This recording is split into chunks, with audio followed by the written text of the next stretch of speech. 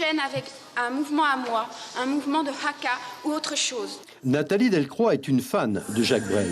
Elle fait des spectacles pour jeunes publics depuis 25 ans. Son travail, intégrer des enfants dans des créations professionnelles.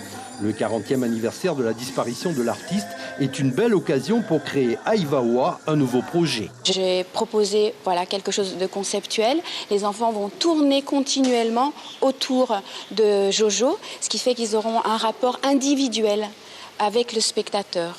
Il y aura un effet de groupe bien après. Au final, 40 minutes de danse chorégraphiée.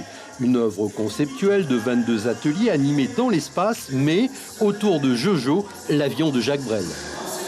Moi, je ne vais pas leur dire, voilà, tu mets un bras à droite, un bras à gauche. Je me sers de l'individualité de l'enfant. Donc, ils m'ont proposé leurs mouvements à eux. Ça peut être des mouvements de la danse marquisienne, des mouvements de haka. Et moi, je vais juste leur donner les outils pour aller plus loin au niveau de la créativité.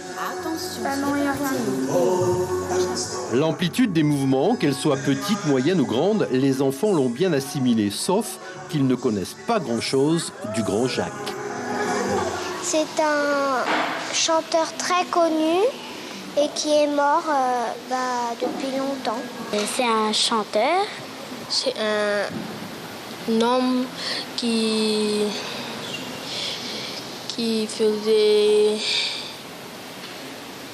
avait un avion et il faisait le tour du monde.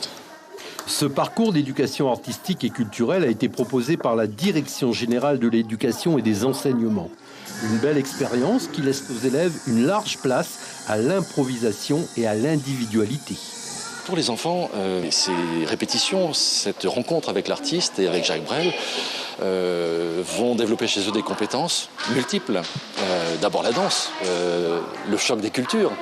Ici aux Marquises, ils n'avaient pas l'habitude de danser en étant libres de créer leur propre danse ou leur chorégraphie.